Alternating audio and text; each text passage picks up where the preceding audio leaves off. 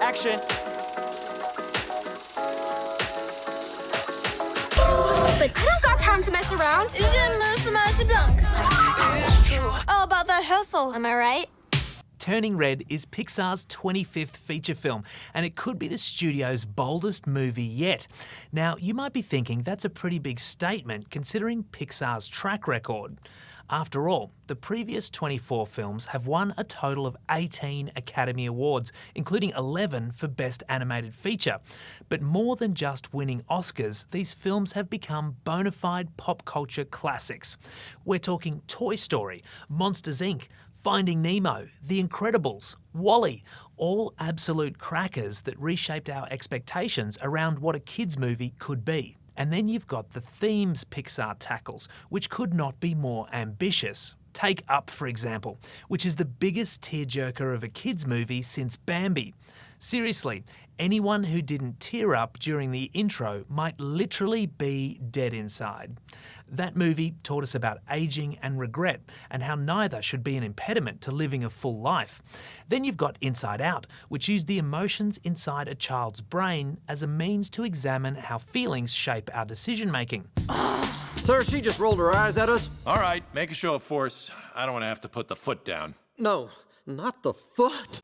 With Coco, the studio set out to change the way we thought about death, while the ambition underpinning Soul was grander still, aiming at nothing less than an explanation for the origins of personality and life itself. And no, not in a Hitchhiker's Guide cop-out kind of way, where the answer is 42, and you're like, what am I supposed to do with that?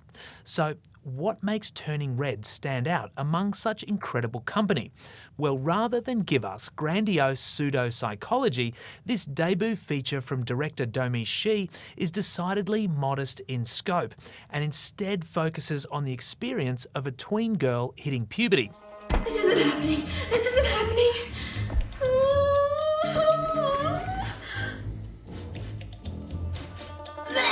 If you're wondering why such a subject is revolutionary, consider how a woman's period has historically been treated in film and TV. In 236 Friends episodes, menstruation was only raised once, which really makes you wonder how close these friends really were.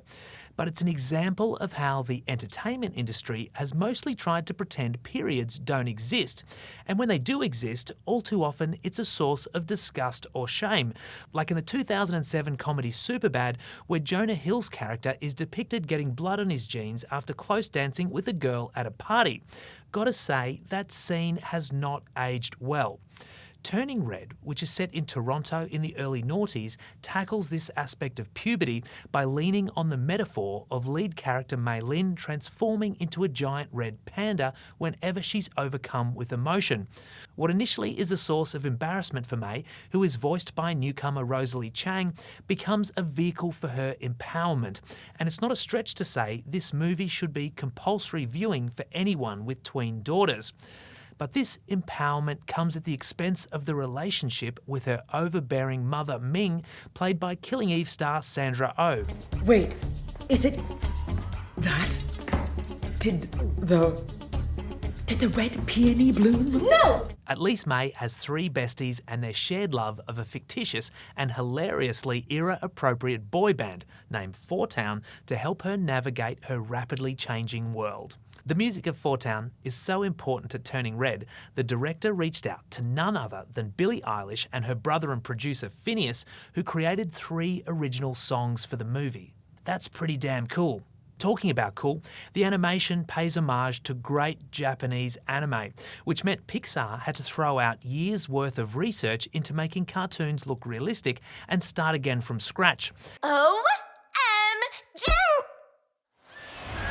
The end result is a film that's filled with humour, heart and an important message that's totally unlike any other Pixar movie. Turning Red gets 4 stars.